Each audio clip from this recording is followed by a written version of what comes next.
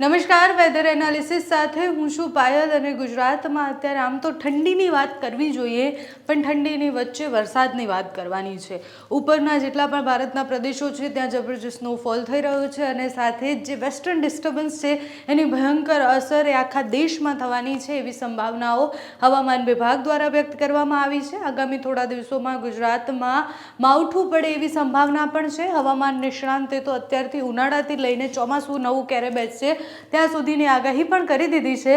આ બધાની વચ્ચે ખેડૂતોએ હવે જે ઉનાળો પાક લેવાનું છે એમાં કેટલો સમય અને કેવી રીતના ધ્યાન રાખવાનું છે એ બધું જ અત્યારના વાતાવરણ પર નિર્ભર છે.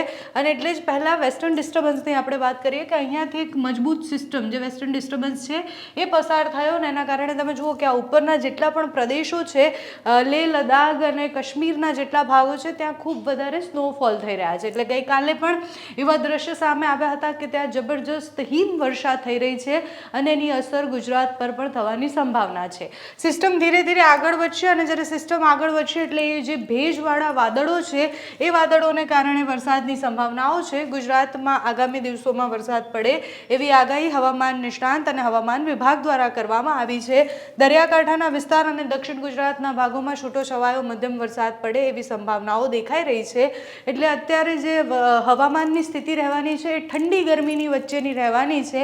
હમણાં સુધી ખૂબ વધારે ઠંડી પડી એના પછી હવે ધીરે ધીરે એક બે દિવસથી તમે ફીલ કરતા હશો કે થોડી ગરમી પડી રહી છે. એટલે થોડી જે ગરમી છે એ પાછી હવે ઠંડીમાં પરિવર્તિત થશે. હિમવર્ષા પછી ફરીથી એકવાર ઠંડીનો રાઉન્ડ અને વરસાદ પડવાની પણ સંભાવનાઓ વ્યક્ત કરવામાં આવી છે. હવામાન વિભાગની આગાહી પ્રમાણે 26-27 તારીખની આસપાસ ગુજરાતના ઘણા બધા ભાગોમાં છૂટોછવાયો વરસાદ પડી શકે છે. તમે જુઓ કે સિસ્ટમ પસાર થઈ ગઈ, હજુ પણ ઉપરના પ્રદેશોમાં હિમવર્ષા થવાની સંભાવના છે. સાથે જ દેશના બહુ જ બધા ભાગો એવા છે કે જ્યાં છૂટો છવાયો મધ્યમ વરસાદ પડી શકે છે અને એ છૂટો છવાયો મધ્યમ વરસાદ એ ગુજરાતને પણ અસર કરવાનો છે. એટલે તમે જુઓ કે ઠંડી, ગરમી અને એની વચ્ચે વરસાદની આગાહી પણ કરવામાં આવી છે. આ મહિનાની અંદર ઘણા બધા વિસ્તારોમાં સામાન્યથી મધ્યમ વરસાદ પડે તેવી સંભાવનાઓ અત્યારે દેખાઈ રહી છે. આગામી 2 દિવસ સુધી દક્ષિણ ગુજરાત અને દરિયાકાંઠાના વિસ્તારોના અમુક ગામડાઓમાં છૂટો છવાયો મધ્યમ વરસાદ વોચ પર રાખવામાં આવ્યા છે. એટલે ખૂબ વધારે વરસાદ પડે એવી આગાહી નથી, પણ વોચ પર છે એટલે સામાન્યથી મધ્યમ વરસાદ પડી શકે તેવી સંભાવનાઓ છે.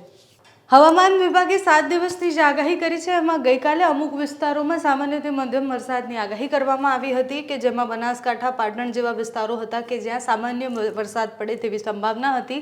આજે પણ અમુક જગ્યાએ છૂટોછવાયો વરસાદ પડે તેવી સંભાવનાઓ વ્યક્ત કરવામાં આવી છે. એના પછી મોટાભાગના વિસ્તારોમાં ક્યાંય વરસાદની આગાહી નથી. 26-27 તારીખ પછી જે ભેજવાળા પવનો આવશે એના કારણે ઠંડીમાં વધારો થઈ શકે છે. અમુક વિસ્તારો એવા છે કે જ્યાં વાદળછાયું વાતાવરણ રહી શકે છે અને એના કારણે ક્યાંક છૂટો છવાયો વરસાદ પણ પડે તેવી સંભાવના છે. કચ્છમાં પણ ગઈકાલે સામાન્ય વરસાદની આગાહી કરવામાં આવી હતી. આજે પણ કચ્છ, બનાસકાંઠા અને ઉપરના જે પ્રદેશો છે ત્યાં અમુક જગ્યાએ વરસાદ પડવાની સંભાવનાઓ હવામાન વિભાગ દ્વારા વ્યક્ત કરવામાં આવી છે. હવામાન નિષ્ણાંત પરેશભાઈ ગોસ્વામીની આગાહી પ્રમાણે ગુજરાતના ઘણા બધા વિસ્તારોમાં અત્યારે માવઠાની પરિસ્થિતિ સર્જાઈ શકે છે. ભારે વરસાદ નથી પડવાનો, પણ સામાન્ય મધ્યમ વરસાદ પડે તેવી સંભાવના છે. હવામાન વિભાગ શું કહી રહ્યા છે, કેટલા દિવસની આગાહી છે, ઠંડીની શરૂઆત ફરીથી ક્યારે થશે, એટલે જે આપણે હાર્ટ થીજવતી ઠંડી કહેતા હોઈએ છીએ એ ઠંડી ક્યારે પડવાની છે તે સાંભળો. अहमदाबाद का जो पूर्वानुमान है आज मेनली क्लियर स्काई रहेगा. लघुत्तम तापमान जो है 15 डिग्री सेंटीग्रेड के आसपास रहने का पूर्वानुमान दिया गया है. और कोस्टल क्षेत्रों में अभी जो विंड होगा थोड़ा स्क्वेली विंड रहेगा. नॉर्थ गुजरात की ऑफ एंड ऑलंग गुजरात की जो कोस्ट है इसमें due to this WDA pass कर रहा है, उसका कारण squally winds likely to prevail off and along north Gujarat coast. इसमें स्पीड जो रहेगा 20 to 25 knots, gusting to 30 knots. और जो पवन का दिशा रहेगा उत्तर से उत्तर पश्चिम से उत्तर पश्चिम दिशा से पवन चलेगा.